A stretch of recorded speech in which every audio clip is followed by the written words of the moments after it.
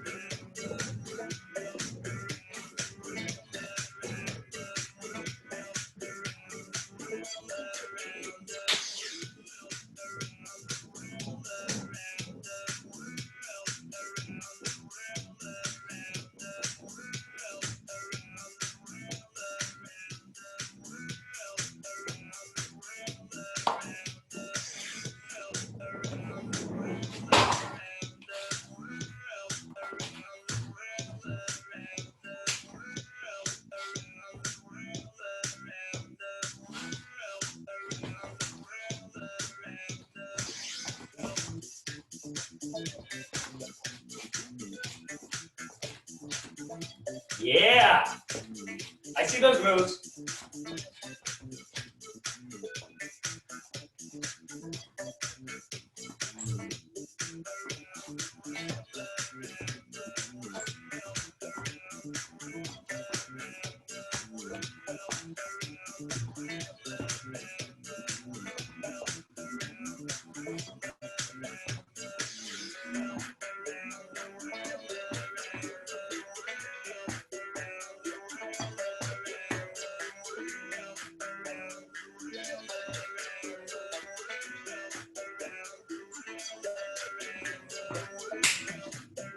Yeah.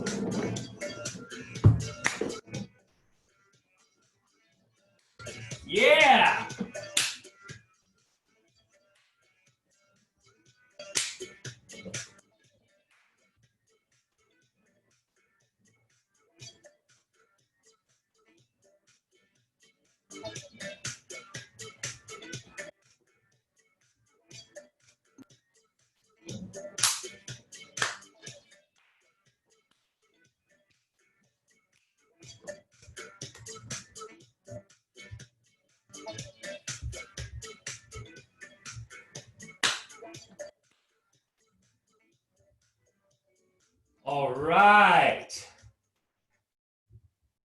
Great work, everyone. Thank you for dancing with me. That was awesome. So has anybody used a whiteboard before in Zoom?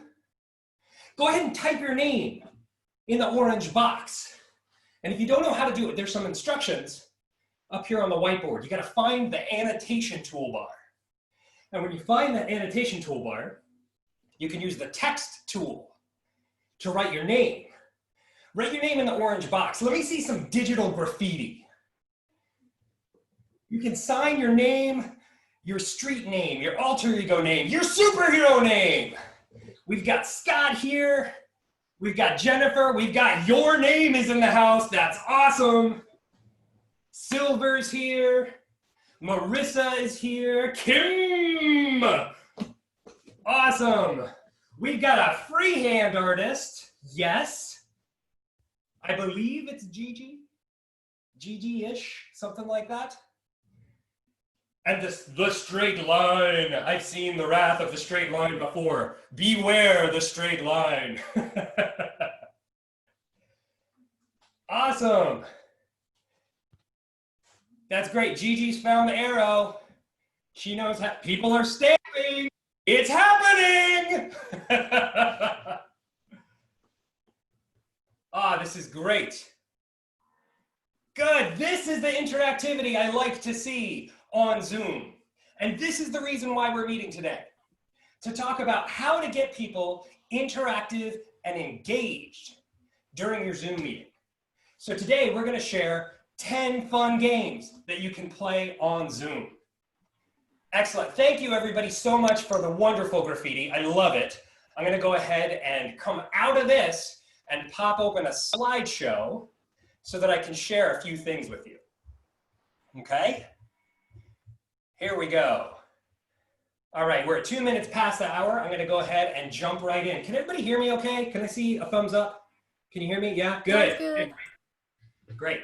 So here's a quick agenda of what we're going to talk about today. We've got 60 minutes, and I want to go over an overview of how to use Zoom. Like just some of the basic tech stuff. We're all on Zoom, we're all here, we know how to use it. But the basic things you need to know to be a good game host, that's what we're going to talk about today. I'll share with you some best practices for managing a community on Zoom, and then we're going to get right into the games. We'll only have about 4, maybe 5 minutes per game, and we're going to go through them pretty fast. We'll do a demonstration of them. Sometimes it'll just be volunteers, sometimes it'll be all of us, and that'll take us up to the top of the hour. I'll stick around a little bit later for some Q&A if anybody has questions that I can answer for them, but I'm going to get through all 10 games by the top of the hour. Sound good? Can I see some thumbs? Great. Awesome. Yes. Enthusiastic faces. I love it. Great. So one of the other things I'm going to give you is a Zoom host checklist at the end of this meeting. It's a 10-page PDF that goes through everything that I use in hosting a Zoom meeting. The pre-launch checklist, everything to do beforehand, a bunch of exercises that we're not going to cover today, a lot of delivery best practices that you might find useful, and I'll share that with you at the end of today. Now, when we're doing things on Zoom with a community, we're really managing the overlaps of these 3 areas. There's the tech, the conversation, and the agenda. And it's in the overlaps of these areas that things actually get going, that relationships are built. It's the conversations that we have through the tech that get us to engage with each other.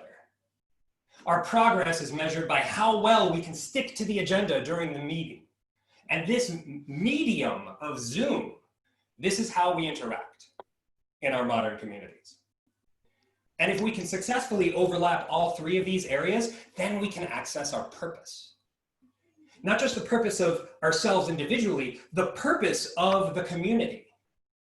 Our purpose today, in this 1 hour that we're sharing together, is to experiment with 10 different types of games that you can play on Zoom. That's our purpose. And if I can use the tech, the conversation, and the agenda well enough, then we will achieve our purpose. The tech is the first big problem that people have in dealing with Zoom. there's always a new update and there's always something else that we have to figure out. The interface changes, and even if we're experts in it, the people attending the meeting usually aren't. So we've got to onboard people on how to do basic things in our meeting. This is the first problem I see with people who are leading Zoom groups. The second big problem I see is that our cultures are broken. We used to have these petri dishes of our offices and our neighborhood pubs and the places where we would go and interact with our cultures. And now that we're doing things virtually, we have to find new ways to replicate these cultures in tools like Zoom. We don't have the water cooler to rely on anymore. The third big problem I see is solitude and loneliness. When we're accustomed to having interaction with people in person, suddenly having to replicate those communities and those relationships through Zoom, it's tough.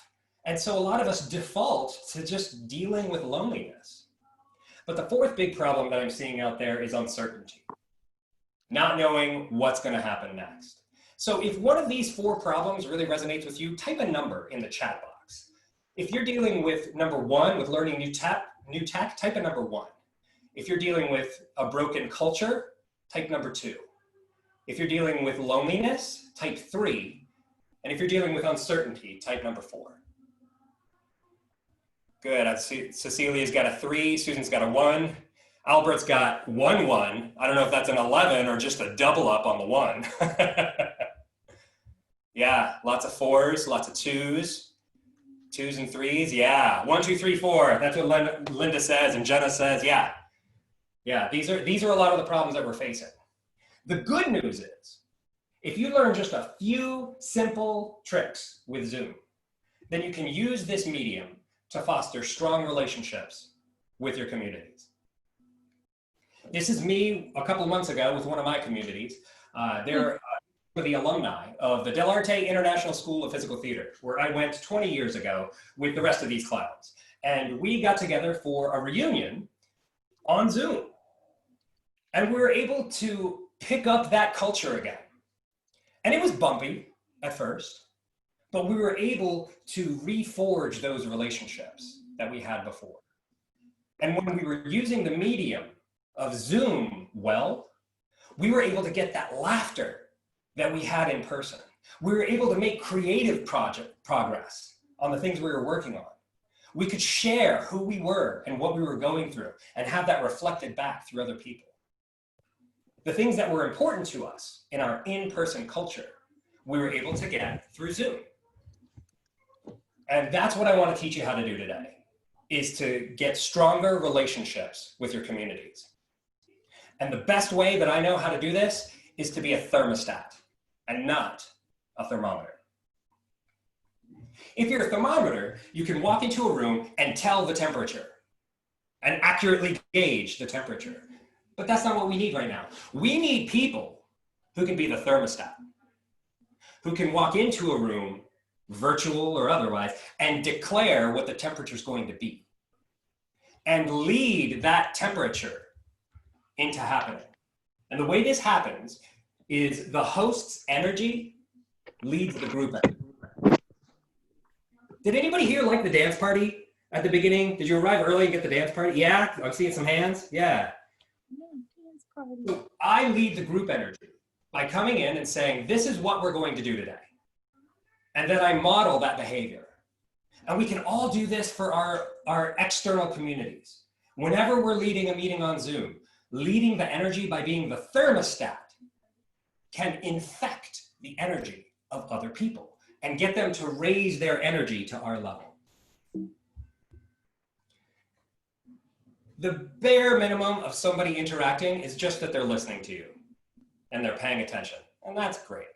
But you're not really gonna create transformation if somebody's just listening. You're not really gonna get them to engage with you. And that's why one of the first things you wanna do is get someone to respond. At the beginning, you saw me asking, hey, can I see some thumbs? Can you hear me okay? You might have seen in a lot of other places where they say, hey, what city are you in? Type your city in the chat box. The reason we do this is because momentum is easier if you started in the beginning. If I get you in the habit of interacting with me during this meeting, then you're much more likely to contribute later in the meeting. I want to move people up this ladder by modeling behavior and asking for responses. Because if you let people sit in the background, they're going to move down this ladder. They're going to become distracted, or worse, destructive. So moving people up this engagement ladder is something that you can do with games. We already covered this, why we do this right at the beginning. What we did at the beginning, first with the dance party, and then with the whiteboard exercise, it's something in facilitation called an unofficial start. This is when we provide something for people to do when they arrive early, so that the space is set. You know, if you show up at a Zoom meeting and everybody's just like, oh, hey, I'll be with you in a minute. You know, you end up a little disoriented. What am I doing here? But if I provide something for you to do, not only does it immediately engage you, it also provides a buffer so that when somebody arrives late, then they're not missing any material and they're not interrupting because we haven't actually started yet. Priya Parker in The Art of Gathering says that your opening needs to be a kind of pleasant shock therapy. It should grab people. And this is what games can do. You don't have to hold a whole meeting full of games. You can use these games intentionally. Start a staff meeting with a game. Start a stand-up meeting with a 5-minute game just to get everybody in tune with each other and aligned. You'll be surprised at how quickly your community will knit through a good game. So I'm going to go over a couple of basic Zoom orientations just because these are things we're going to need to do during our time together today. I've got mute control. So I might mute you at the beginning or at some point if you've got some background noise. I can use this hotkey that anybody who's a Zoom host can use. Go ahead and write this down. If you're in the middle of a meeting and you hear some weird background noise and you don't know who it is, you hit Command-Control-M on a Mac, or you hit Alt-M on a Windows, and everybody else goes mute. But there's this neat thing you can do where when you're on mute, you can hold the space bar to come off mute. It works just like a walkie-talkie. We're going to try it right now. Everybody put yourself on mute, and I'm going to ask you a question. I want everybody to answer this question at the same time. Press your space bar down and answer the question verbally, and we're all going to share our answers at the same time. You ready? Okay. If you put a roast in a roaster, what do you put in a toaster? Bread. Toast. Don't put Bread. toast in a toaster. Put bread in a toaster. Toast. Bread. Oh. See, that can be an easy opening to any meeting to get everybody to giggle. Laughter is the universal connection between us all. If you can get somebody to laugh at the beginning of a meeting, then they're going to trust you and enjoy their time with you. So this second tip that I want to share with you that's relevant to today is speaker view versus gallery view. I'm going to stop sharing my screen so that now you might be seeing me in speaker view, where I'm the big box and there's small boxes above. There's a button in the upper right that's either a grid or it says speaker view or it says gallery view. Go ahead and toggle between the two modes, speaker view and gallery view, and see what that's like. Speaker view and gallery view. You see that? Yeah. So for some of the games that we're going to do today, we're going to go into gallery view. And I'll direct you at certain points. Okay, now let's go into gallery view because we need to be in this view for the game. Does this make sense to everybody? Can I see some thumbs? Yeah, that's great. Does anybody know how to do a reaction? Do you know how to do the Zoom reaction? There's this thing in your toolbar. Yeah, that's great. This is an easy way to ask people to raise hands, is asking them to throw a reaction up. And it stays for about 10 seconds and then it disappears. So anyway, I'm not going to get into a big, huge Zoom tutorial today because that's not the purpose of today. What we're going to be doing is doing some games. So I'm going to share my screen again so that I can share with you what these games are. Okay, these are the 10 games we're going to play today. If you're a screenshotter, go ahead and screenshot this. It's got the titles of all of the games. I'm also going to give you a link to the slides. And so I'll paste this into chat in just a moment. So you can go and look at these on the slide, and they'll have all the other information I'm on here. The first game we're going to do is high fives to the side. Okay? So I'm going to stop sharing my screen, and let's come into gallery view. Okay? Everybody come into gallery view, and I'm going to drop the slides link into chat so that you can just open up, keep it in a browser, but don't go skip ahead. We've got some games to play. Now we're getting into the good stuff. Everybody's in gallery view? Okay. Now give a high five to somebody on one side of you. All right. Give a high five to the other side. Yeah. Sometimes this works, and sometimes it doesn't. And there's a reason why. Everybody point to Cecilia. Where is Cecilia in your grid? You see where Cecilia is? Yep. Yep. Everybody point to Scott Bates. He, him, Scott Bates. Where's Scott Bates? We're all pointing in different directions. Everybody point to Albert Kaufman. Everybody point to Albert. Yeah. Yeah. So the reason we're all pointing in different directions is because our Zoom grid displays differently for each and every one of us. So it makes it difficult. You can't have a round robin discussion and say, okay, let's start in the upper left and we'll keep going in order, because we all have different orders. But this also gives us the opportunity to play a game, okay? So for this game, you're gonna need to know how to toggle your video on and off. Everybody see that stop video on your Zoom toolbar? Hit that button and turn your video off and on. Show me you know how to do that. Great, great. Okay, now everybody put your videos on, and we're gonna play this game. Everybody's gonna select one side to deliver their high five to. And if you connect, if you and the person on the other side successfully high five, leave your camera on. But if you don't get connected a high five, turn your camera off. Make sense to everybody? Yeah, great. Okay, so round one, pick a side. Repeat, and please. here, yeah, was that a question? Repeat, please. Sure. So For we're gonna high five to one side or the other. If the person on the other side high fives you, keep your camera on. If you high five somebody and they don't high five you back, turn your camera off. Okay? Thank you. Great. Okay, so let's do the first round. Everybody high five to the side. Oh, I'm out. Everybody who's out, turn your camera off.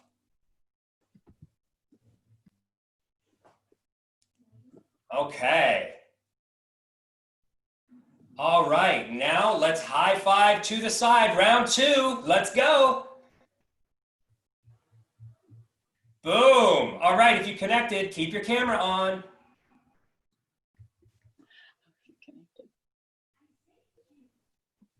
All right, we've just got a couple of people left. Now to make this work, you need to right click or control click on people on somebody's picture, and there's this option in drop down to hide non-video participants. We've got 4 people left. I need all 4 of you to hide non-video participants. Show me your thumbs when you've successfully done this. I've got a thumb. Got 1 thumb, 2 thumbs.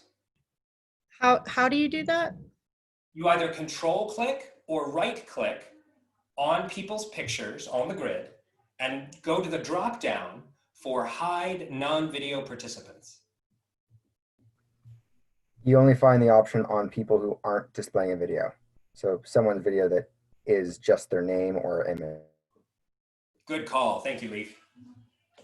But don't. Oh yeah, perfect. Thank you. Great, great. All right, so now let's do high five round 3. Ready, set, go. Did anybody get it that time?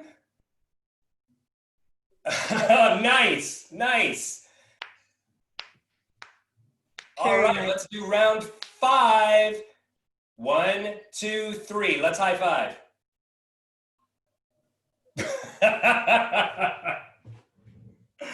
Oh my gosh, I think you 4 are gonna have to share the victory. Let's all come back on video. Well done, everybody.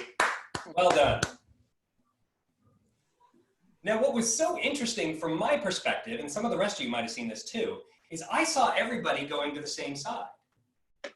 But we have this thing in Zoom where you can check a box to mirror your video.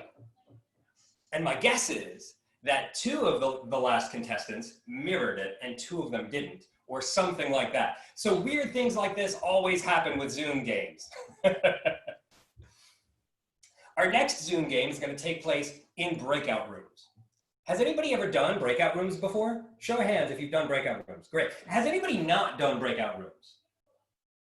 Excellent. We've got veterans here. That's great. Okay, I'm going to split you all into breakout rooms of about 3 to 4 people per room, and you're going to have 2 minutes. And in that 2 minutes, I want you to find as many things in common as you can. Is everybody here in the same city? That's 1. Does everybody's name begin with an L? That's 2. Find as many as you can in 2 minutes, and then I'll call you back to the main session, all right? Great.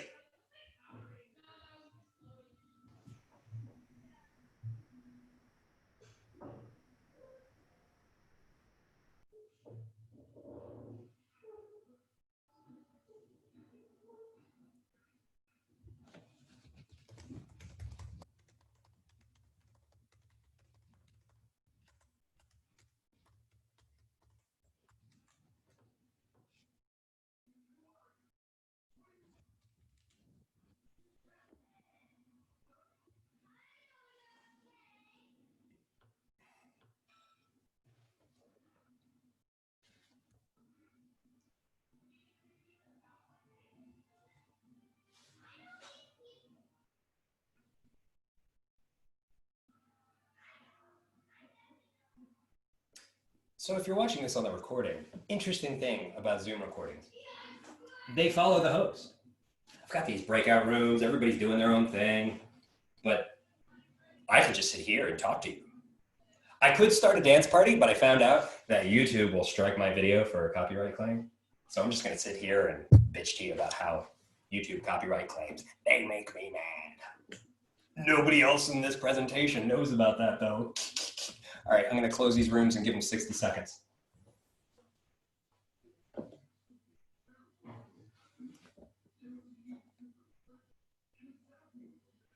You did leave early. I'm sure you've never heard that one before. You're on mute, I can't hear you. I forgot that it remutes when you come back to group. Yeah, I've never actually left early though, so that was the first like true real pun. That was completely accidental. So my group is now floundering. No, they're now killing it with 2 people. They can find more commonality. Yeah, and it'll actually be easier for them. Completely. Slick move. Way to game the system. Yeah, we found one thing.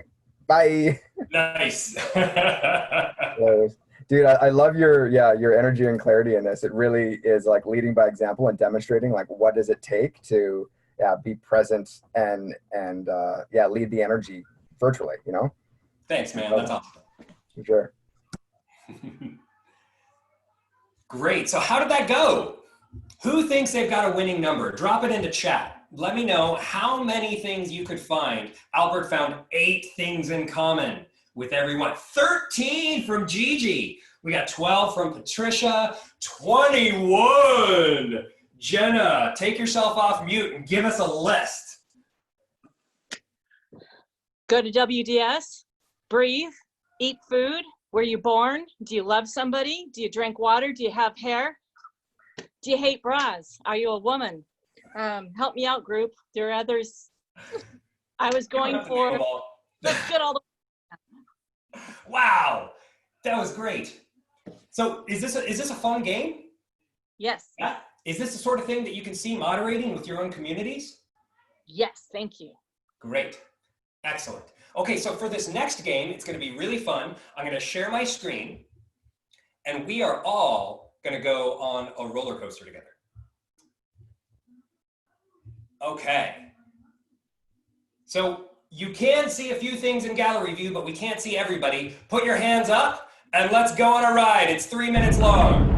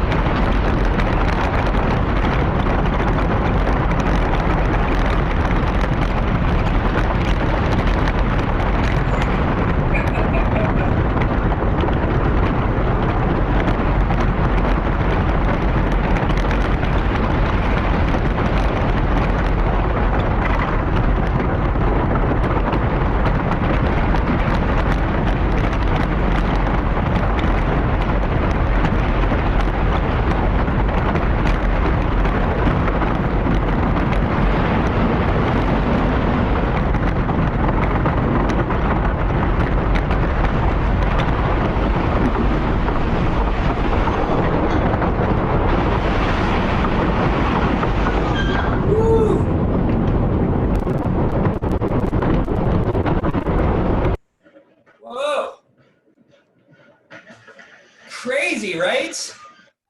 Anybody get the adrenaline up? Yeah? Okay, great. We're gonna do another roller coaster game. Everybody put your hands up in gallery view. Okay? Now sometimes the roller coaster is gonna go, whoa, off to one side and everybody lean to that side. And then, whoa, to the other side and everybody lean to that side. And then somebody in the group is gonna is gonna lead us, and we all as a group have to stick together from side to side. Whoa, whoa.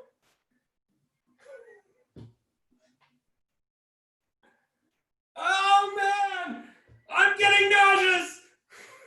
Wow. Wow.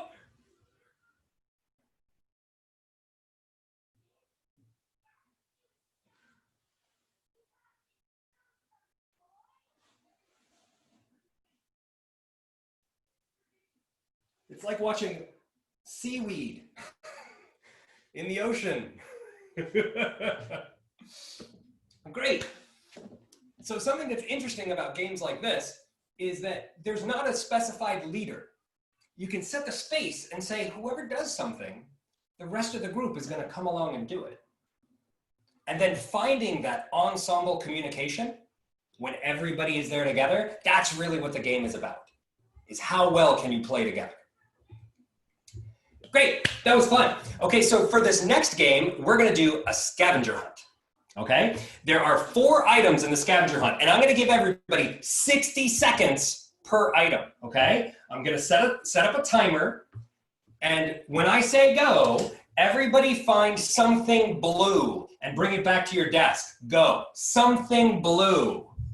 Great, Albert's already got it.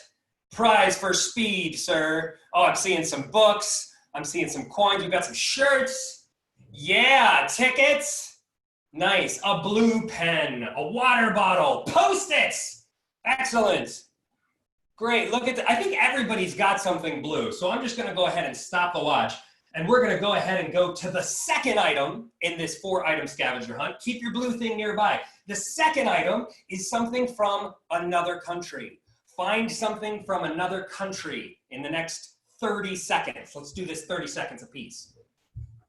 We've got an international crowd here. I'm seeing things from other countries popping up all over the place. Wow, look at that. Food from another country. Liquor, yes!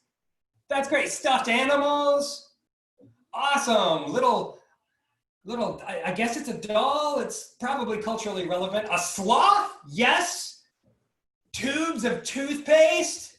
Awesome. Okay, 30 seconds is up. Item 3, find something with a price tag still on it. Item 3, something with a price tag still on it. Go, you got 30 seconds. What still has a price tag on it? Oh, we've got one on food. Got one on a water bottle, on a piece of computer equipment. Nice. A book still has a price tag. And is that in Canadian dollars too? Wow. Bottle of wine. Yes. Another book with a sales sticker. Yeah, I see that little price tag on the bottom there. 5 seconds. Ricotta cheese. Yeah. Oh, this is awesome. Okay, so for the fourth and final item in the scavenger hunt, you have 30 seconds to find something difficult to explain to your parents. What do you have that would be difficult to explain to your parents? Cards Against Humanity. Bing, bing, bing. I think we have a winner. Awesome. Yeah, some good books coming up. An iPhone. Yep, The Incredible Hulk. Gigi just is a cloud. That's tough to explain. The guitar workout. Be open, Michelle. Yeah. Great. An iPhone, technology. Excellent. Okay, time's up. Time's up. How many people got all 4? Raise your hands. Winners of the virtual scavenger hunt. Congratulations. All right, so you see how this could be an easy game to incorporate into just about anything? You just make a list of 4 or 5 stuff and say, hey, everybody, go fetch. And they'll go fetch stuff. Okay, great. That was a really fun game. That was our 4th game today. And for our 5th game, we're going to do something called Mad Libs. Has anybody here ever done Mad Libs before? Yeah? Have you ever done Mad Libs on a Zoom? Anybody? A couple people have. Great. I'm glad I'm not going to be the only person on this. I've got some experienced people on here. Okay, so I'm on a website called flippity.net. I'm just going to go ahead and drop this into your chat box because this is a really useful website. They've got a quiz show template, which I just used the other day. It was awesome. They've got a name picker so that you can just enter things in a Google Drive spreadsheet and you can randomly pick a name. And what I want to show you today is the Mad Libs, okay? So we're going to go on a trip because we're WDSers. And I need some volunteers to write into the chat box, write a name. Somebody write a name. I actually need 2 names. The first 2 names I see are going in here. Ubba, that's a good one, and Jezebel. Great. Now I need a place. Who can give me a place? Who's got a place for me? Pata Pata Umu, New Zealand reference for the win. Awesome. I used to live right over by there. Awesome. Okay, so now I need a plural noun. Bees. Oh, that's a good one. Who's got another plural noun for me? Pants. Pants are a great one. What about an adjective? Something that describes something else. What's a good adjective? Slimy. Oh, we had a double entry for slimy. So in for that. Okay. Now I need a type of vehicle. Who's got a type of vehicle? A spaceship. Yes, this is going to be such an adventure. Now I need a noun. Who's got a noun? Flower field. Can't type that, but I'm going to type in banana. What about an occupation? Who's got an occupation? Lion tamer. That's a good one. How about a female name? Sandra. And what's an adjective we can use? Jolly. That's a good one. And then finally, a noun. Who's got our final noun? A giraffe. Awesome. Okay, so now I'm going to read you a story. Ubba and Jezebel decided to travel to Pata Pata Umu. They gathered their bees and pants and put them in their slimy spaceship. An hour later, their banana exploded. They were stuck. Luckily, a lion tamer named Sandra passed by. She helped them fix their vehicle and gave them a jolly giraffe to help them. They finally arrived at their destination and had a great time. The end. Great, so I want to show you just a couple other things with Flippity real quick while we're here. Going back to flippity.net, I'll just show you two really quick. This quiz show is great. I did a Jeopardy style game show with this the other day, and you can rename who the people are. I can put Albert in here. I can put Sandra in here. I can put Leaf in here. And then you ask questions. One of you says, I'll take The Simpsons for 200. What is the name of Apu's convenience store? And the way that we played this is we used private chat to tell me as the host, and if somebody got Quick E-Mart, you got it correct. And then you were awarded the points. And all you got to do is click on this. It's super easy to use. But the other one I really want to show you is this random name picker. This is really great. You use a Google Drive spreadsheet and you change everybody's names in here, and then you spin the wheel. Who is it that's going next? Well, I guess it's gonna be Gary. Gary, you go next. If you want to do a lineup of people, you can just shuffle it and say, okay, Jack's gonna go first, Marlon's gonna go second, Spencer's gonna go third, and so on like this. Flippity is a great tool for hosting Zoom meetings. So I hope you find that useful. Let's move on to a complicated game. Does everybody have the ability to take pictures with a smartphone or something like that? Does everybody have the ability to take a picture and upload it somewhere online? Okay, so I'm gonna give you a Google Drive link into chat here. This is a Google Drive link that you can upload to. What I want everybody to do is to take a picture of your desk and upload it to this folder. And then I'm gonna share some of these photos, and we're gonna guess whose desk is whose. So everybody take out your camera and take a photo of your desk.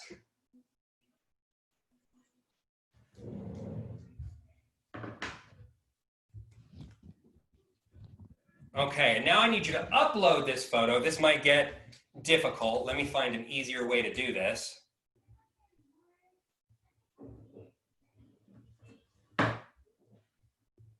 Because I gave you, I just realized I gave you the link in Zoom chat, and you're taking the photo on something else. So let me give you a redirect real quick.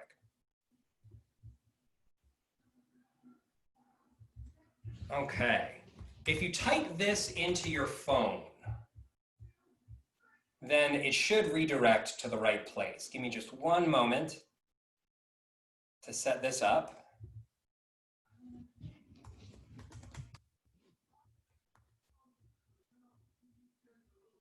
Okay, here we go. All right, so you've got a link in chat on my website, stellarplatforms.com/photo.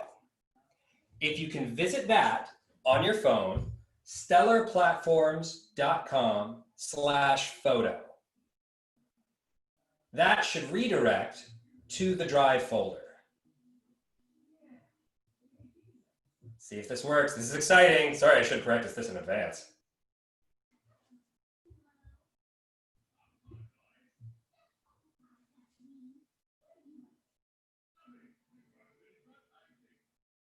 I think it's working. Yep, this one takes a little bit more technological capabilities than most of the other games. I apologize for the friction here. Does anybody see the Drive folder yet? Nah, it's not happening for me either. Okay, I'll tell you what. Ah, crap, that didn't work. Okay, everybody pass your photo to me in chat. No, you can't do that because you got a photo over here. Ah, my apologies. This game was a fail. But the purpose of this game, I usually do this game when I have shared folders with people, and then we can all upload a photo, and then at the beginning, we say, hey, do you have, we share the photos, and then everybody guesses whose it is. But with a new group that isn't sharing yet, I have some photos in here. I think I have the choice to do virtual background and upload a photo from my device. Nice. Oh, I that's think so we clever. That's a clever way to do it. Thank you. Great. Okay, well, I do have some in the drive folder. Does anybody want to make a guess? Whose desk is this? Look at your grid, and then look at this desk. Tell me if you know whose this is.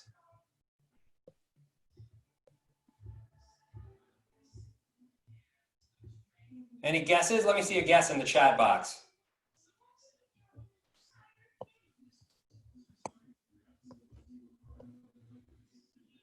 Great, I've got some in the chat, some photos in the chat I can upload. A couple people guessed Albert. Bing, bing, bing. You are correct. Albert said, not mine. You are wrong, Albert.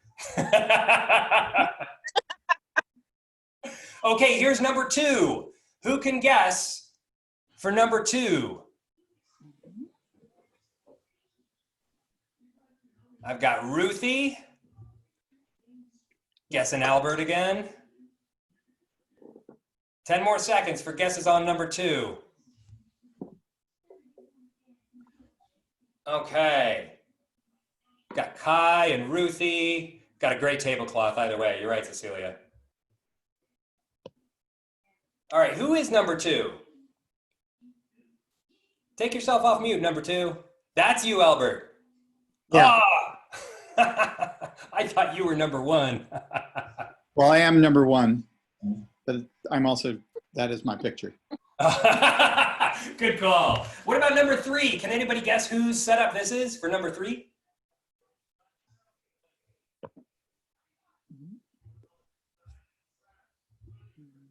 Yeah, I want that setup too.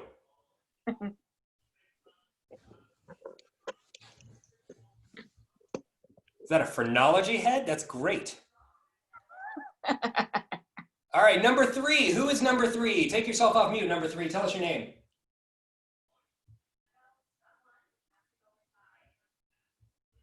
It's me, Kai. Ah, it's Kai. Perfect. I see Thank you, Kai. Ruth guessed, but I know Ruth. Ruthie, you cheated. She had an unfair advantage.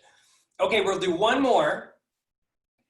Whose setup is this? Who wants to save the res dogs?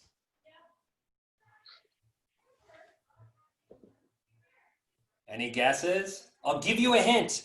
It's an alumni of WDS.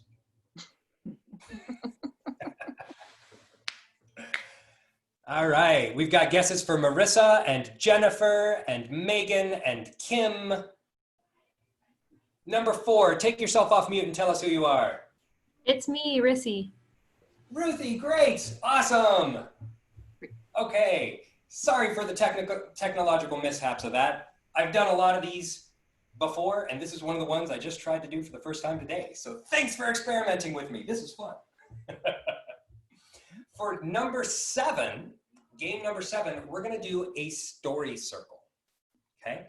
Can I have a few volunteers? I need about 6 people, and everybody else turn your camera off until we have only 6 people left. Not including me, I'm gonna step down, yeah? Let's keep going till we get to 6. This is kind of a game in itself. All right, we got to 6. All right. So I'm going to call on you in the order that I see you on my screen. Stephen, you're number 1. Monica, you're number 2. Jeff, you're number 3. Andrew, you're number 4. Yvonne, you're number 5. And Jenna, you're number 6. Okay. Now, Stephen, you're going to get the first line. Your line is, once upon a time. And you can say, and then Monica, you're gonna go next because you're number 2. You can say a sentence or a phrase. And then when you pause, Jeff, since you're number 3, it's gonna be time for you to come in. And I want you to keep the story going until it reaches a natural conclusion. Stephen, start us off. Once upon a time. In a far, far galaxy, there was Jeff, you're on mute. Where's the script? You're making it up as you go along. Oh, sweet. Okay, sweet. Once upon a time in a far, far galaxy, there was a sloth named Mira. Mira had a particular love of jelly bean flavored steaks.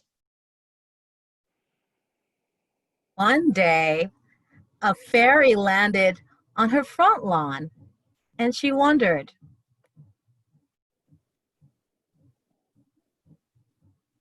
Jenna, number 6. Do fairies taste like jelly beans? Keep it going, Stephen. Why, yes, they do. Seem like chicken.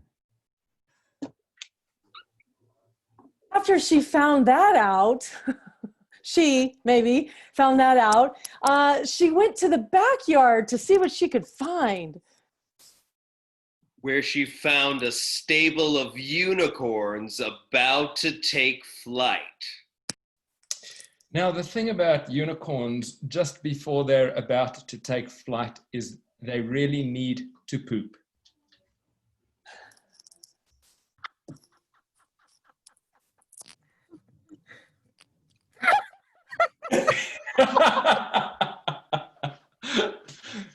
Come on, Yvonne.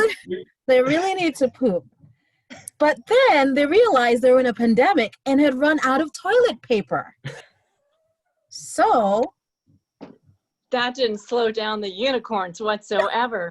And there's this other thing, when unicorns fly, they expand in size. So the massive poop flow landed and flooded the backyard, and then They made a viral video commercial. And ever so slowly, this story came to an end, apparently. Wrap it up, Monica. Well done. Everybody bring your cameras back on. Great work, everybody. So, we sell that ad for TP now. Yep. So the story Unicorns circle and toilet game. paper. Yeah. Yeah. That game, the story circle, it often goes into those kinds of, areas. That's why it's great to play with kids, because once you get into poop jokes, they just love it. So if you're doing a family game, that's a really good one for if you're doing a family reunion and you have people of different ages. Story circles are really fun. Okay, so we're running short on time, so I'm going to jump right into game number 8. This one is called Terrible Presents. I need 2 volunteers. Can I see some hands for volunteers? I see Albert Kaufman and I see Silver. Okay, so you two come off of mute. What's that? Oh, sorry. Albert and Silver come off of mute. And Albert, you are going to give a terrible present. It can be as terrible as you can conceive of. The more terrible, the better. And Silver, your job is to express authentic gratitude. How can you make this terrible present really land?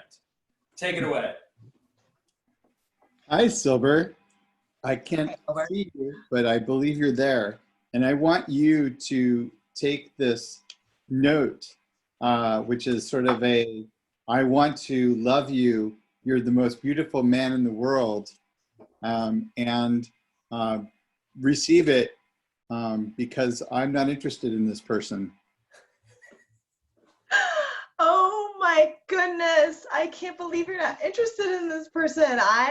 This note is going to be something that will give me so much joy to always think about you, Albert, and how wonderful you are and how wanted you are, because I want you as well.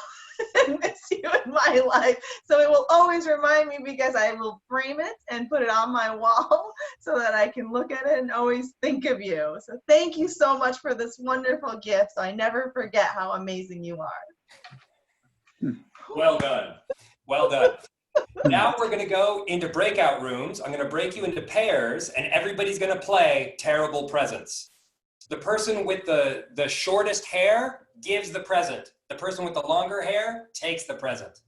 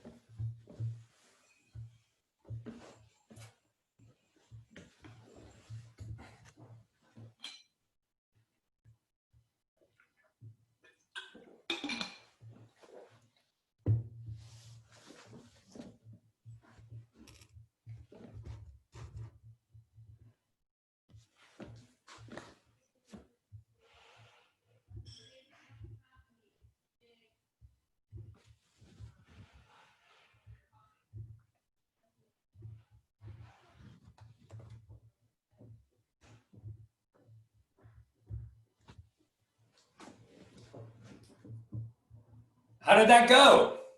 Did everybody like their gift? It was fun. Good. Super fun. Okay, we've got 2 more games left, and so I'm going to run through these games really quick so that we can finish up by the top of the hour, but keep in mind, I'm going to stick around afterwards for Q&A and maybe another dance party. We can have some fun. The 8th game, oh, I'm sorry, that was the 8th game. The 9th game we're going to play is a rock, paper, scissors tournament. Everybody is going to play against me. Okay? Everybody knows how to play rock, paper, scissors. You do 1, 2, 3, and you either do rock, or you do paper, or you do scissors, right? Okay. So the rules are, if you beat me, you get to stay in. If you do the same thing as me, you get to stay in. But if I beat you, you have to turn your camera off. Okay? All right. You ready? 1, 2, 3. Scissors, have to turn the camera off. Rocks and papers, you're okay. All right. We're going to go again. Next round. 1, 2, 3. Scissors, you got busted. Paper and rock, you get to stay. Next round. 1, 2, 3. Scissors, you got busted. Paper and rock, you get to stick around. Gosh, I hope nobody's going to get my strategy.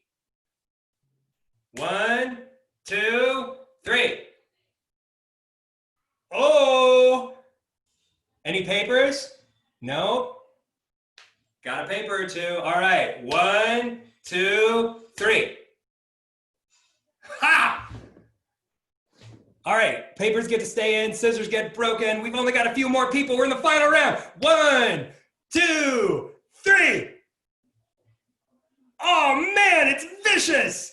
1, 2, 3. Oh, no!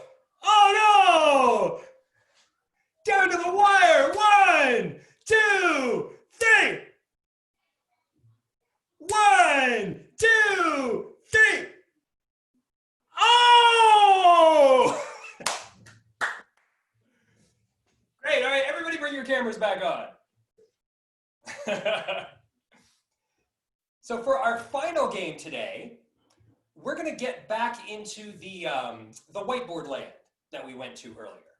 I do a lot of work in whiteboards, and we did a whiteboard in the beginning for those of you who played on it. To share your own whiteboard, you hit share, and you get this grid for sharing screen.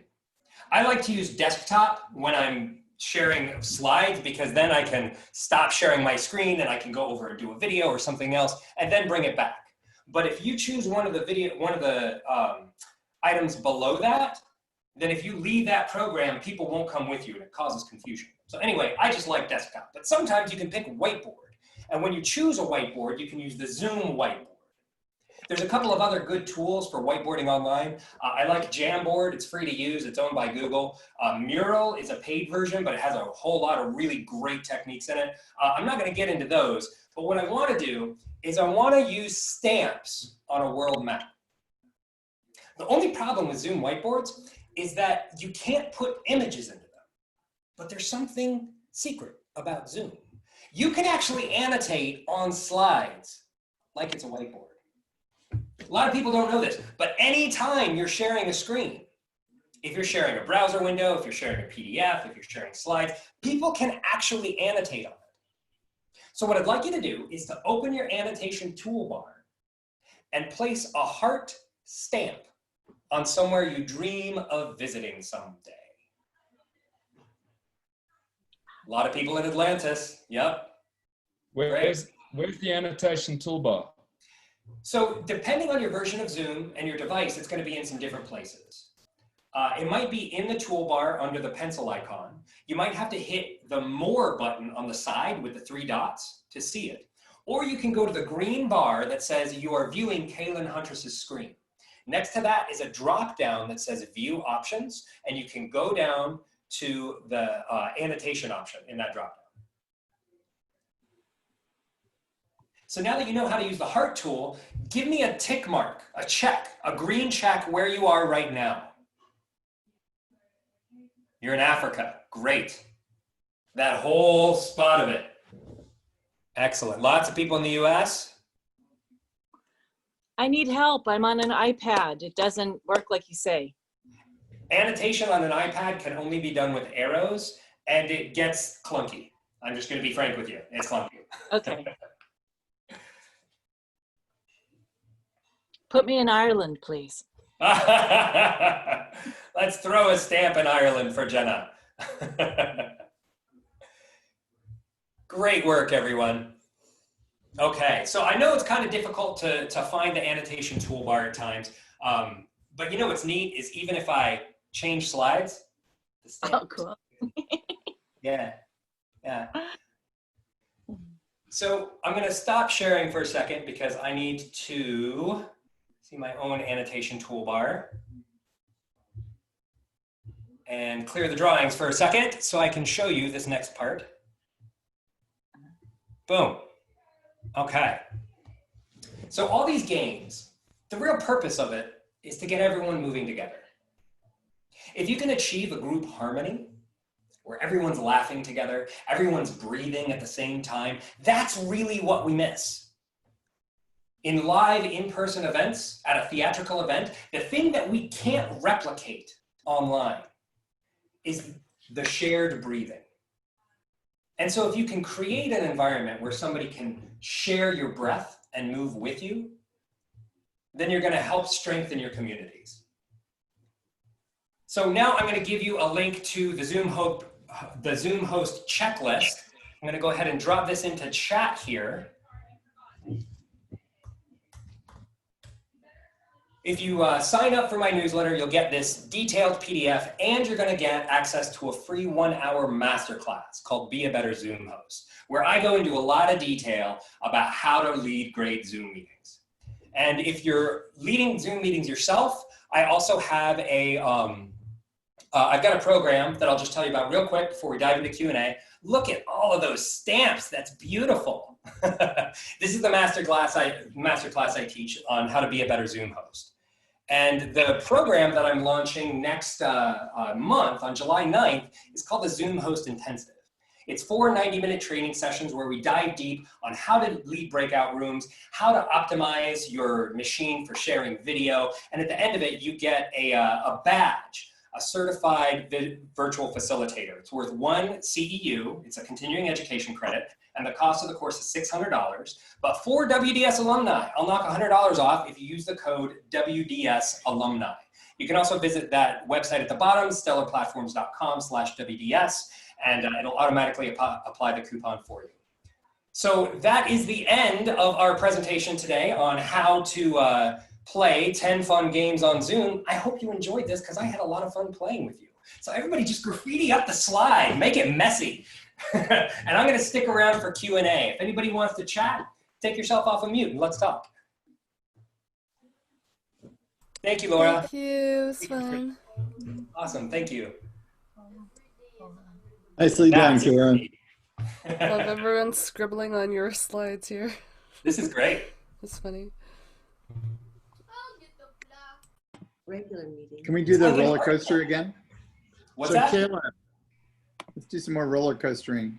Some more roller coastering? That was a lot of fun. Yeah, yeah, let's do that again. Ooh. Can we speed up the roller coaster video?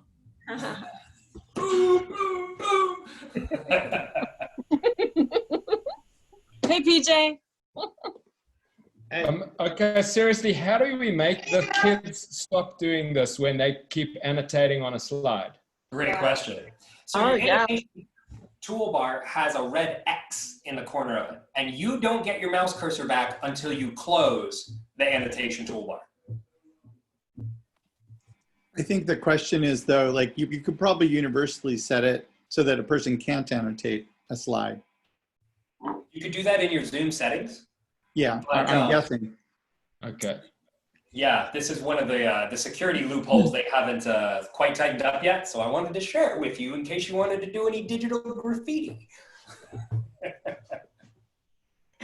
This is a good, I'm going to screenshot this. This is a winner right here. Yeah, this is the good stuff. WDS local.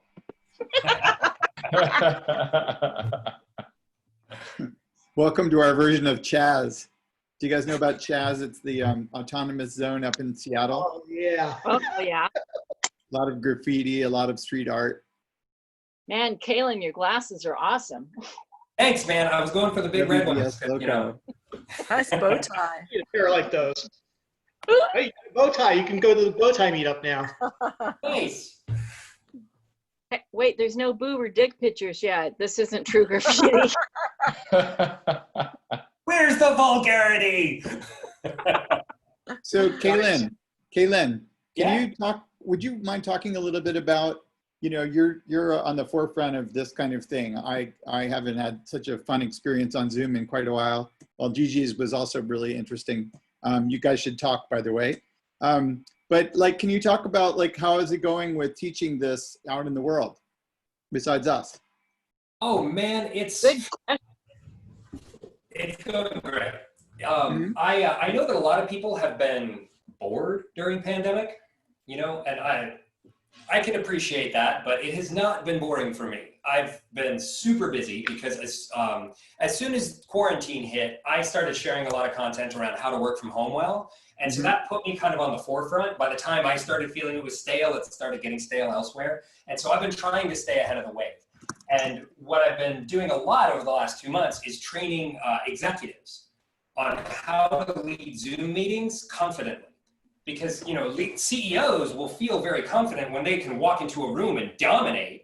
But if you don't have that in-person interaction, it's really difficult for them to feel that confidence. And so getting them practiced and ready with Zoom, a lot of times just through basic training, gets them that confidence. I've also been doing a lot of research on accessibility lately, on how to make virtual meetings accessible for people with visual and audio and learning impairments. And that's been really interesting because there's not a playbook out there. There's no manual on how to make virtual meetings accessible. And so I'm working on one right now. Well, yay, because that's me. Yeah? And I tell you, being a fucking genius and learning disabled and socially weird, I am so frustrated and so lonely. Caelan, are there tools like this for young people? Like, do you mean the games or do you mean Zoom? I mean, like instruction for I'm a teenager or I'm even younger and I'm having to do a lot of online education and I've got a teacher who's like, you know, doesn't know this technology from anything. So like way for young people to kind of like either learn themselves or teach themselves to something that's at a, you know, age appropriate kind of thing. I've stayed out of the education transition because we're a homeschooling family over here. And so we don't really do like the whole K through 12 education system, but I have some colleagues in the speaking industry who work primarily with education. And we talk about what's happening there. And when schools went online, there was a glut of education for kids. And teaching them how to use the tools that their teachers used, you know, apparently Google Classroom was a really big thing. And so training kids on how to use the tools that were mandated by their school and their classroom, there was a lot of training put out immediately. And from what I hear, the kids were just totally overwhelmed because it was more about this is how we replicate the homework and exam system that we had instead of this is how you hang out with your friends. And honestly, kids naturally find like, oh, I have a Discord server up over here. I keep Skype open over here. And then we get together on Minecraft. They find their own fluid way of communicating with each other. An old guy like me in his 40s showing up and saying, hey, kids, I just don't think I'd be that valuable to that crowd. You know what I mean? But So Misty has a question. Misty has a question. Oh, well, Joseph had kind of started it too. He said, how do you handle people who won't turn on their camera and join the group? I have a problem where a lot of people don't have technology. Like we actually are using WebEx in my company. And so that's a struggle. I'm like a Zoom girl. I want Zoom, but then also a lot of people, they don't have access to a webcam or whatever. So then it's like to choose an activity that actually Jan had done an activity with doing like soundtracks, like where you can type in chat what the soundtrack is, you know. They love that the other day, you know, and that works with everybody, but I don't know what to do if people don't want to do the camera thing or they don't have access to a camera? What do you suggest there? Oh, Misty, you're bringing up a really good question here, because hardware is the great equalizer. If we all have cameras and we all have laptops and we all have microphones, there's a level playing field. But without all of us having that, then we have to structure our meetings for something called universal design.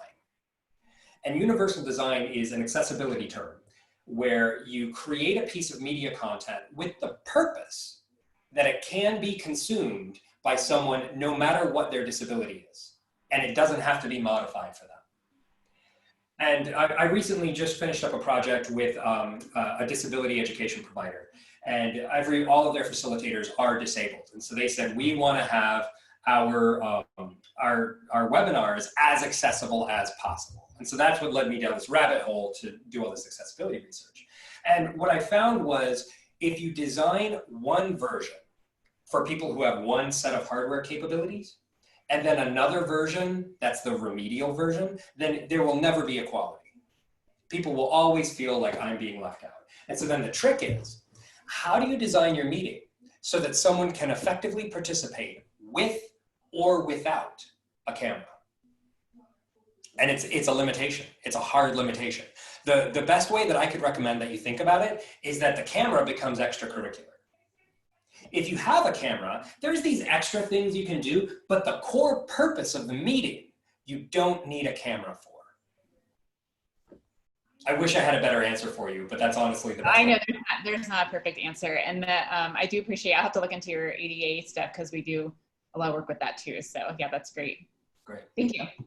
But to follow up on that, how about a person in a team who just keeps the camera off so that they could probably do, a video game or something while everybody else in the team is doing work, and won't put the video camera on unless they're asked a direct question? So this is a great question, Joe, and there's two questions in here that I want to unpack. And the first is, why aren't people using their camera? And sometimes people aren't using their camera and they'll put up a virtual background because they've got mess behind them.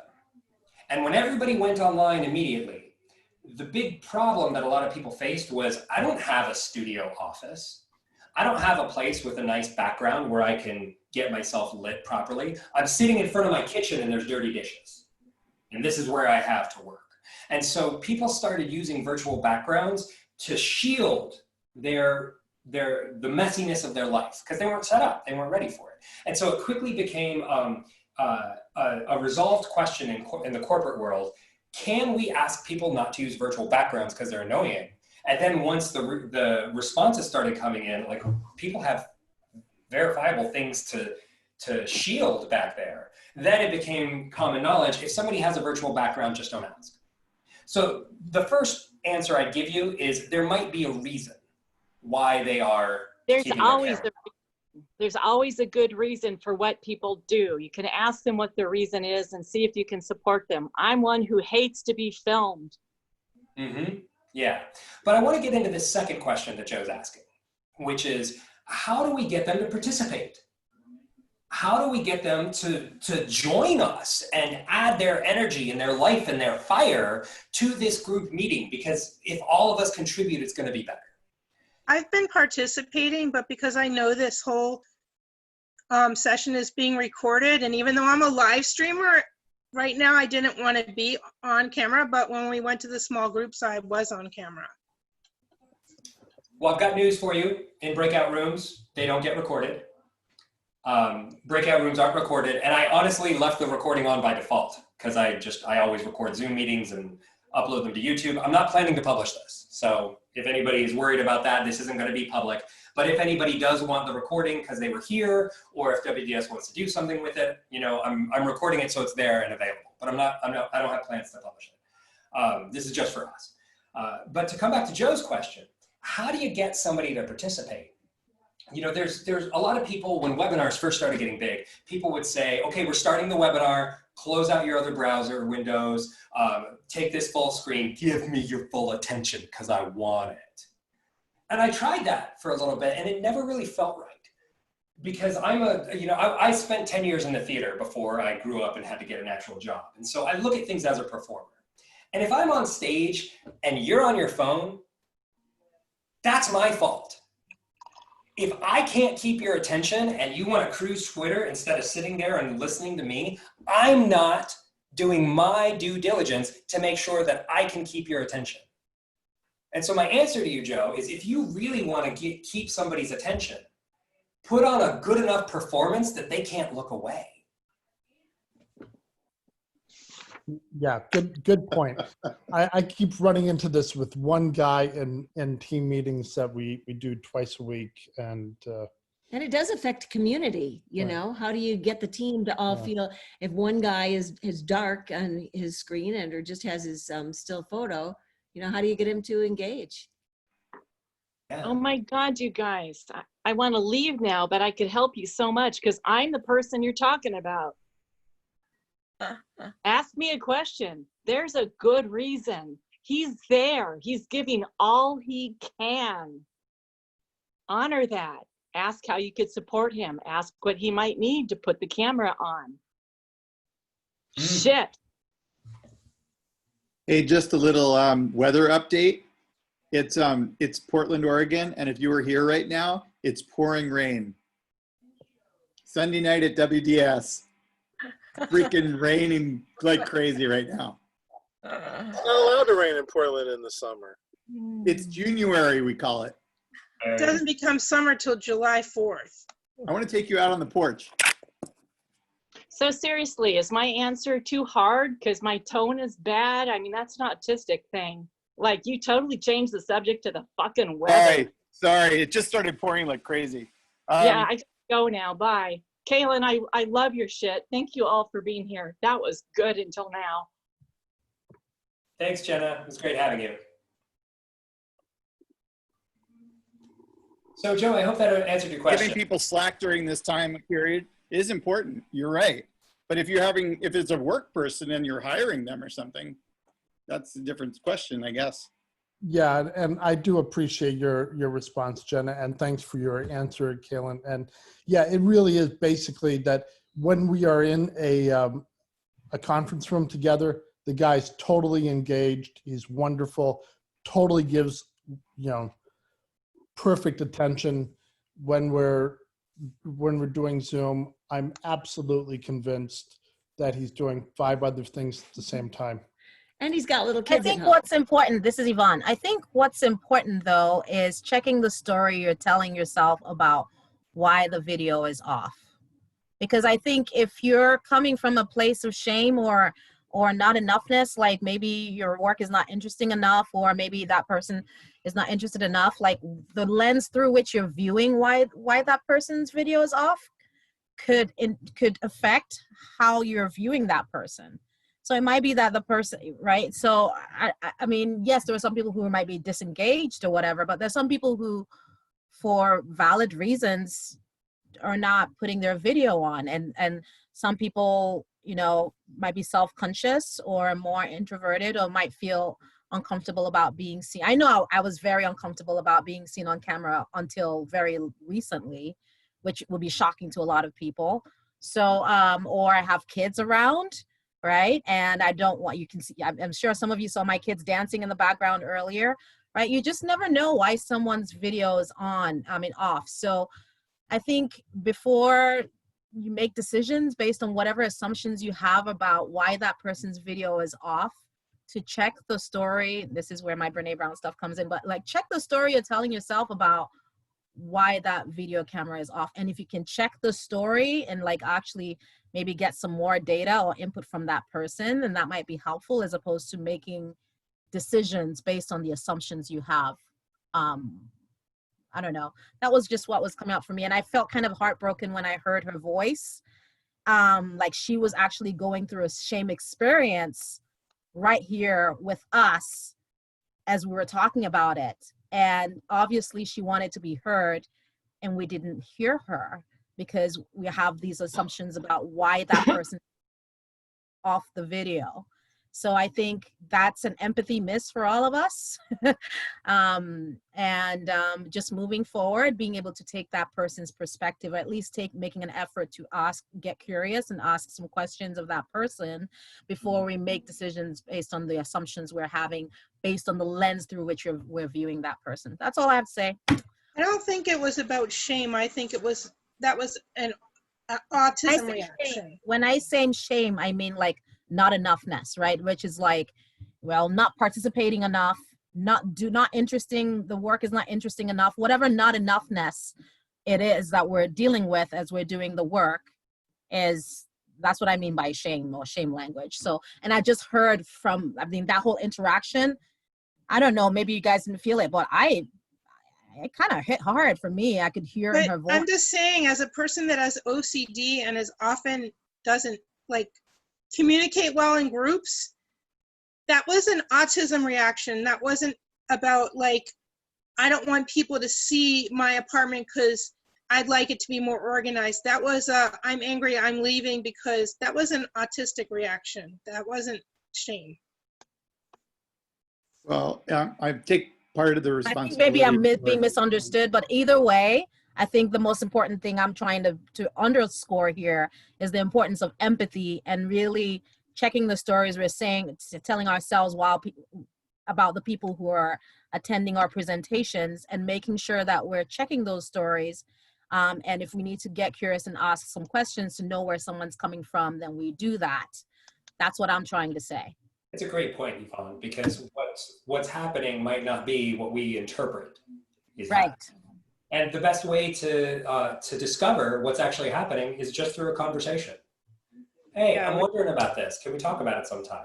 Exactly. In open communication, especially in the age of Zoom, it's become more important to clearly say what it is your concerns are, what it is that you're actually feeling, and discovering what the other person is actually feeling.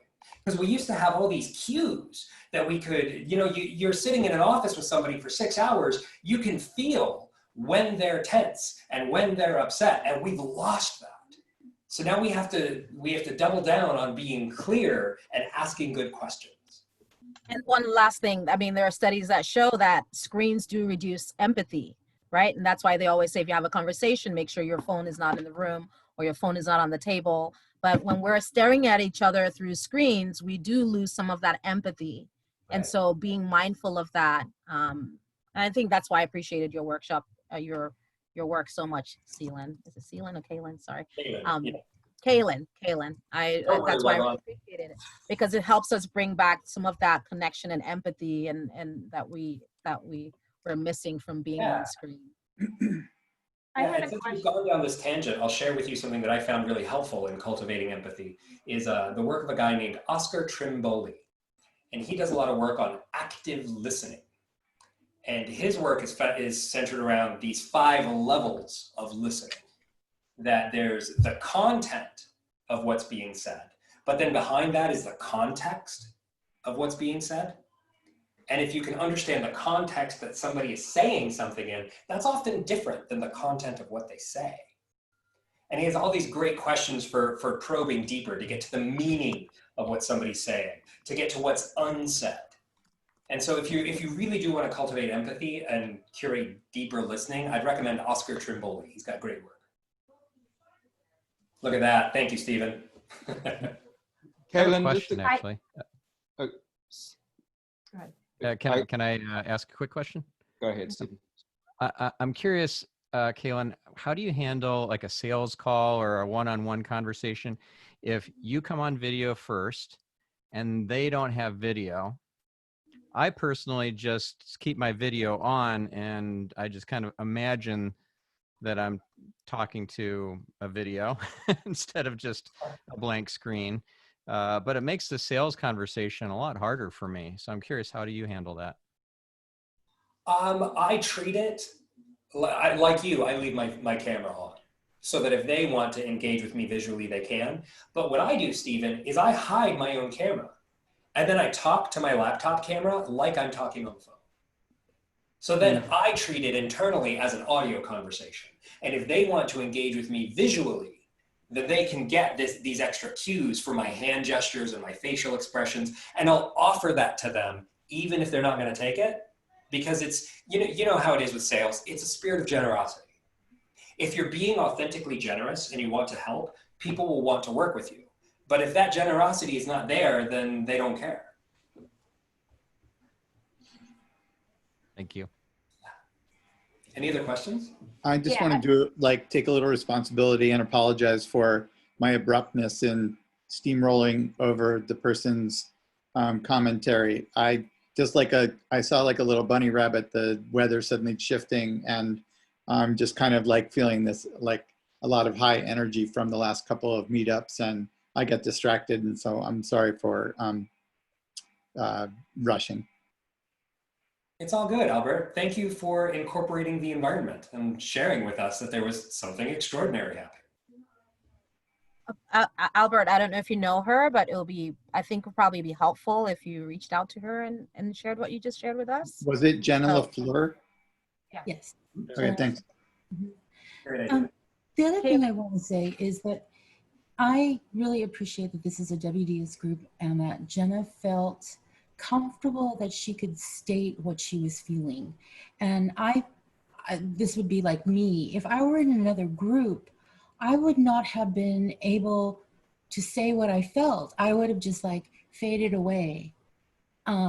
So you guys are wonderful. It's a safe place, and it's a safe place to be ourselves. And I don't know, I really love your insight, Yvonne. This is interesting. This whole meetup's been very helpful, but this after discussion has been wonderful because I only feel comfortable with WDSers to be vulnerable, and this space is my workroom. This is where I make. And when I work, I'm in a very clean office for Zoom, and and I feel like it gives me power. But you guys let me be vulnerable, and I love you all. Thank you, Catherine. I have a question that's well, it's interesting because obviously you created this safe environment since we were talking about Jenna, and so she felt connected, and then did not. But my question was going to be, your very last thing was talking about like what we're missing is the breathing together, like the shared breath. And was there something specific, or were you just saying that doing these activities simulates that? Or I was just wondering if I missed something about shared breath. Well, I think my question makes sense. Yeah, what you picked up on, Jennifer, is that there's a lot more there. And that was a really distilled idea that has a lot more behind it. And so I'll share with you a little more of the context behind it. I have lots of friends that are in professional theater, and I was having a conversation with one of them a little while ago on Twitter about what's different. Right now, with theatrical performances going online, and theaters saying, hey, we're going to do this from our, the actors are all at home, and we're going to do a quarantine version of Hamilton or whatever. What's different than having everybody in a theater? And there's the obvious one that the actors aren't together, but like when we look at a one-man show, there's a performer and there's an audience. If I deliver that performance through Zoom, there's something different than if we're in a theater together. So what is that? And so we started digging deeper. And the things that we discovered are the shared breath and the shared space is different. And the reason why that matters is because if you're sitting in a theater and somebody, and an actor walks on stage and they trip and fall and break their nose on the stage floor. When you're sitting in the auditorium, you are there for that danger. And anytime a line is forgotten, anytime something unexpected happens, we as the audience, we participate in that. Yeah. We're a part of that chaos that you can only get in a live performance. And when we're watching it through Zoom, it's just not the same. If I miss an entrance or I miss a cue, it's like, so what? It's only a couple steps removed from watching a playlist on YouTube. Right. But when you're in person, that live interaction, it's shared danger. It's shared risk for maybe this all won't work out. But all that comes from sharing the same space and sharing the same breath. And when you share breath together, there's this, I don't know if you know anything about ensemble theater, but there's this study of theater that isn't about the individual performer, and having these individual performers do their things on stage, but instead the ensemble as a whole. So from the Greek chorus, there was this ensemble that had its own persona, and the ensemble moves and it breathes together. An ensemble can't be formed by one person, because one person is not an ensemble. It is the group that makes the ensemble. And so I used that final analogy with the 3 dancers to demonstrate that when we can move together, there's something we get as a community. And when we're distributed in Zoom, it's not impossible to get, but it's a lot more difficult. Right. Does that make sense? Oh yeah, definitely. Thank you. So just coming in on that to say, you know, I write bedtime stories, and I start all the stories with 4 simple breaths. And so over COVID, I've been doing story time with groups and groups and groups online, and just choosing and creating your 4 breaths and inviting people literally to do it. In my case, they start with I breathe for me, I breathe for you, I breathe for us, and then I breathe for all that surrounds us. It sets this context. And then the kids taught me somewhere along the line, and it's, you know, it's part of the neurophysiology. If we're trying to get a brain, head, heart, body balance, we have to do some movement in that. So we can't just breathe. So breathing in, I breathe for me. Right now, the moment I do that, half of you took a breath with me already, right? You couldn't not do it because of this is the mirroring. Do you guys want to try this together? Should we do 4 breaths quickly? Yeah, love it. Okay, so breathing in, I breathe for me, arms going up.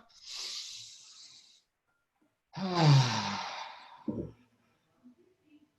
breathe for you.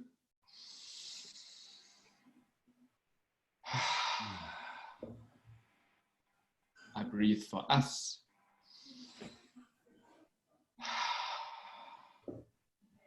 And I breathe for all that surrounds us.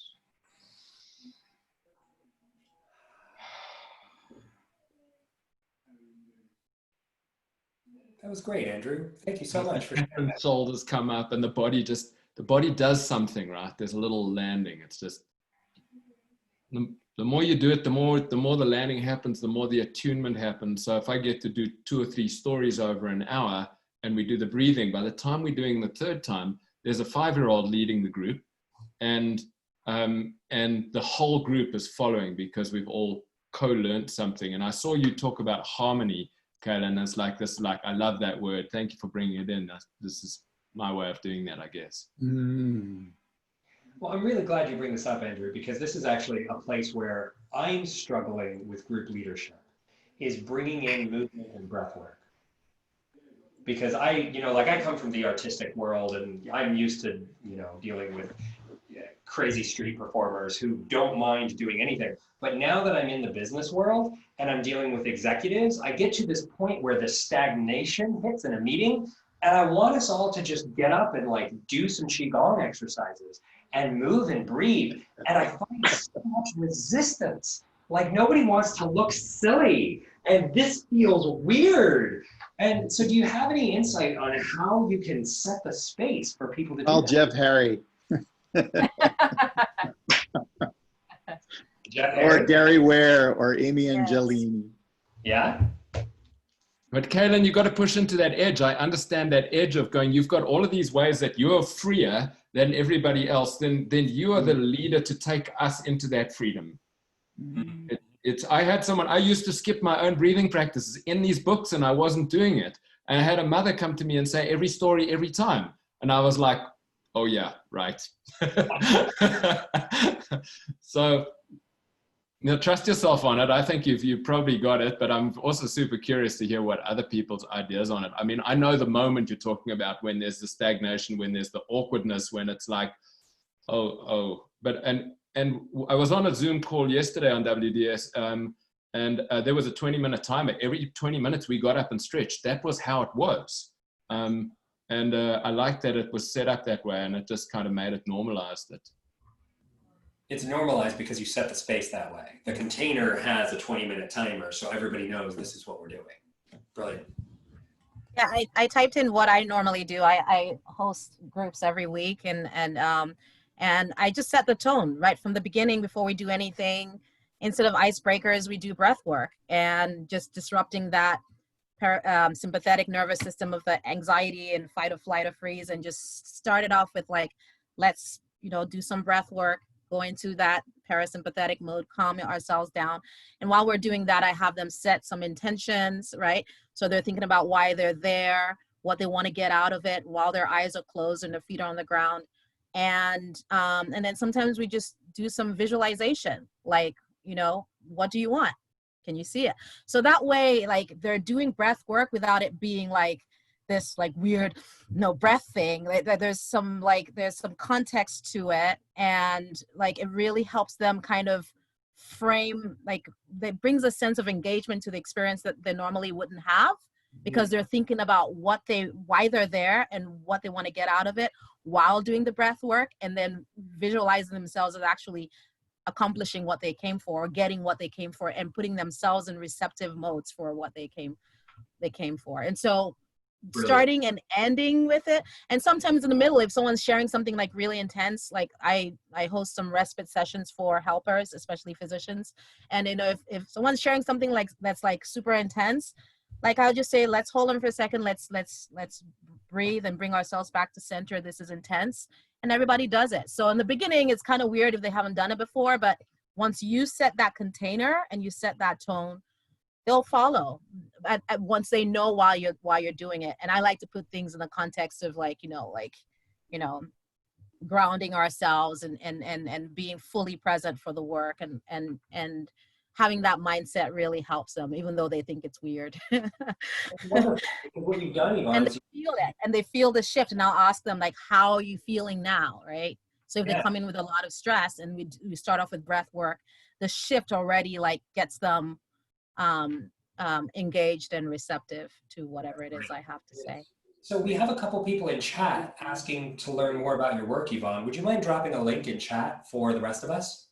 Oh, okay. I think maybe just my personal site, and then you can go from there, or find me on Facebook.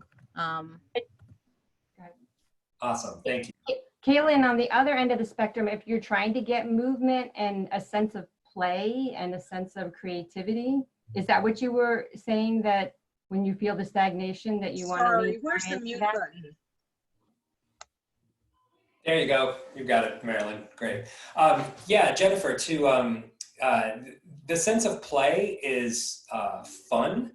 And I like, with groups like this, I can really tease it out without too much issue. But it's when I'm dealing with executives who sit at home in their suit and tie to take a Zoom call from their bedroom.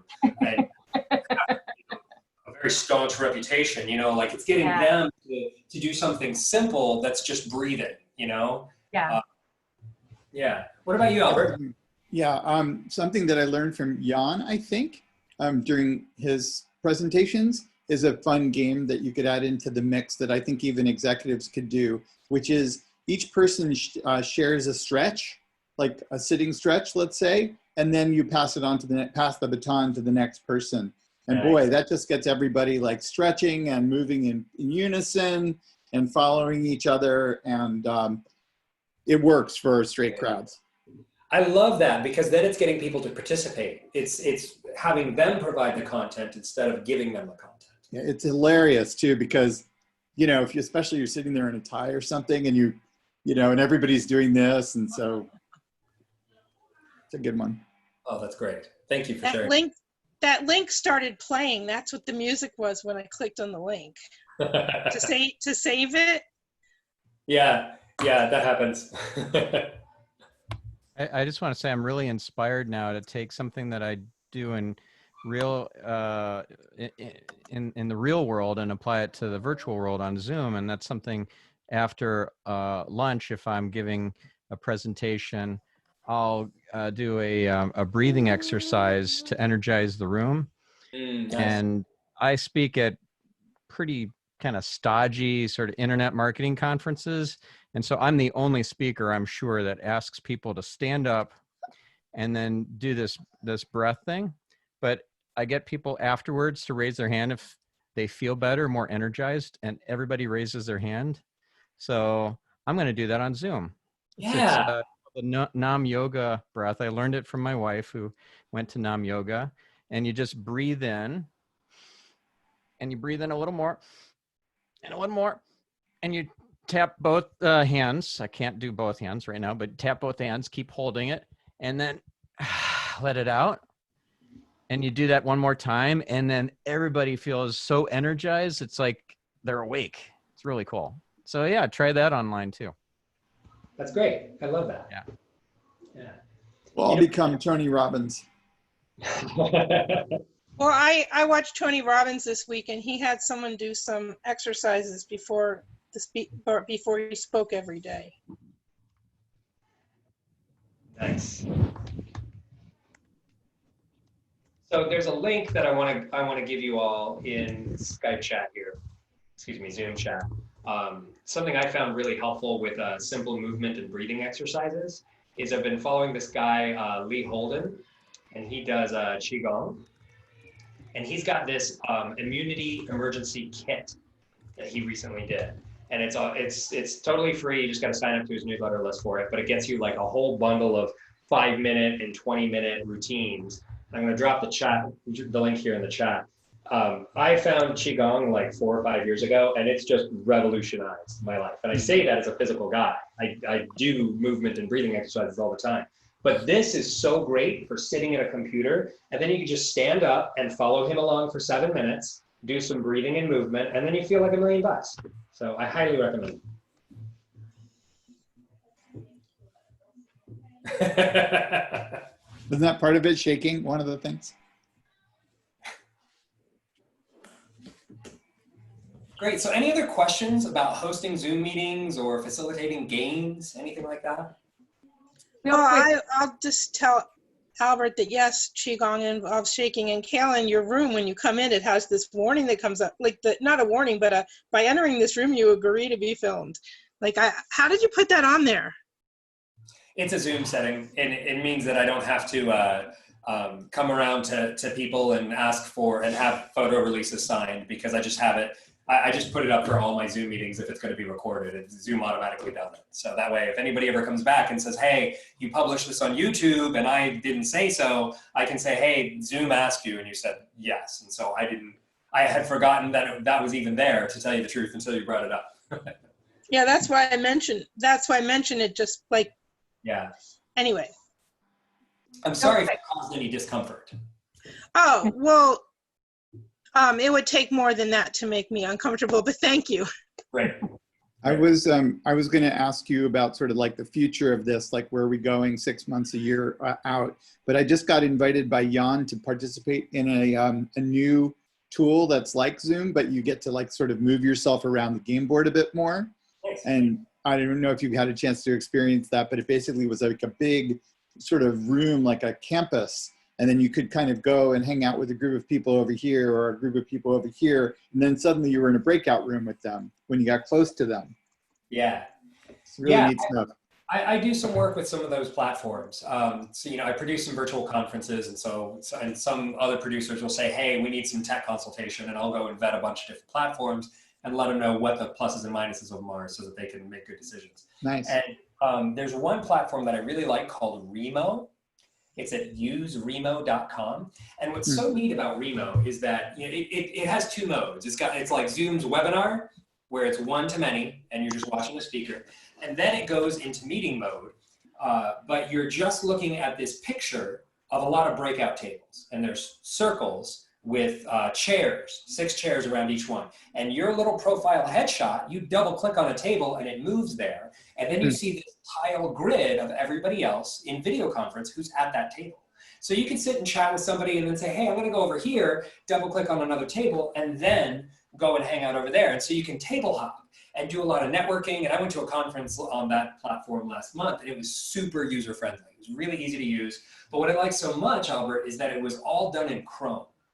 You couldn't use an iPad, you couldn't use a mobile phone, you couldn't use Safari or Explorer. You had to be on a laptop or a desktop in Chrome. And if you could go into those requirements that you were on a desktop in Chrome, then you didn't have to install any software. You just visit a URL, and if you signed in before, the cookie remembers you. So it's not an external program. You just show up and boom, you're in. I found it super user-friendly. But there's another platform that had a feature that I really liked, because the difference in virtual conferences and in-person conferences is that we don't bump into people in the hall and say, hey, what do you do, random person? Oh my gosh, you sound awesome. Let's trade business cards. So how do you replicate that? Well, I was at a conference that used a program called Hop Into. And their meeting functionality was okay. But what they had that was really great was a button at the top that said network. And you click this button and it paired you with a random attendee with a 4-minute timer. So you had a one-on-one and you're both watching this timer clock and you have 4 minutes to give your elevator pitch, see if you have any relevant interests, connect on LinkedIn, and then the timer's out, see you later, and you go network with somebody else. I thought that was a really neat feature. Something that I've been doing, I used to do, there was a group of people, and it could be anywhere from 20 to 100 people, would show up on Friday nights in Crystal City at this place called The Landing. And they all just played board games. But clearly in COVID, that all went away. But what somebody did was they created a channel in Discord. And there's a bunch of different audio channels, and you can see people listed in them. And you can just hop from channel to channel and just talk to people and see what's going on and if they're interested in playing a game or what's going on. It doesn't replicate the in-person experience, but it's an interesting way to interact with people. Oh, that sounds really neat.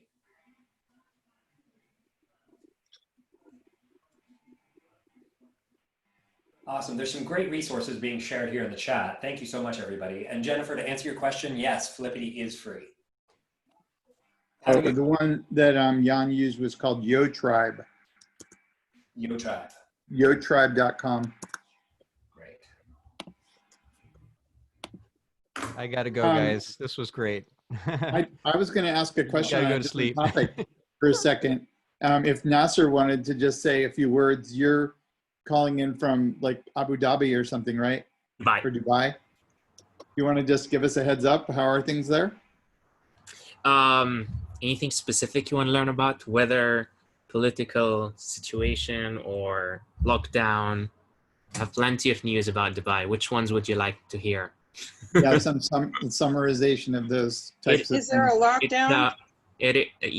Lockdown was lifted. There was one. We started earlier, and the whole lockdown is now lifted. So everything's opening up, even cinemas. Weather is super hot. So I just decided to continue the lockdown naturally because the only place to go to is indoors. And I think the situation is trying to come back to normal, but with masks on. So no gatherings still. I think what's interesting, which is relevant to this conversation, is culturally how sometimes it's difficult for people to join. To switch on their videos because they're not comfortable. That is very common here in this part of the world. And I think it's just that people have not done it before and they're not used to it.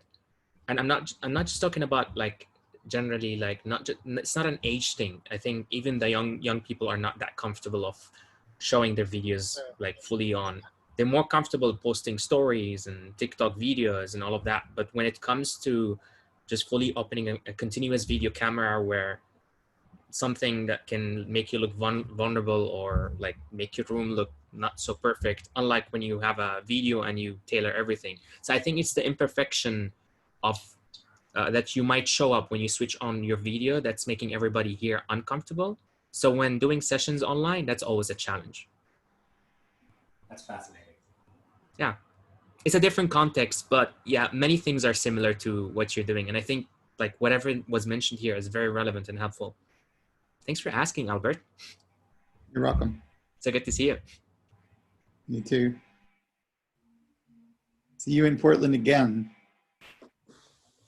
Of course, definitely next year. I wouldn't bet on next year, but I know everybody's saying 2021. I'm kind of thinking 2022. Well, the year after, even when WDS ends, I'll still come to Someday Portland. soon. Yeah. Thank you, Thank Caelan. you, Caelan. Thank you very much. Thank you. This was wonderful. What a great way to end this weekend. Caelan, thank you so much. Thanks, everyone. I really appreciate your time today.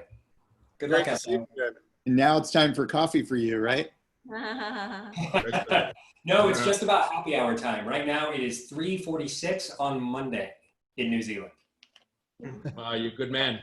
Extra Love it. time. Yeah. Awesome. Thanks so much, everybody. Take care. Wow, thank you. Thank you. Everyone.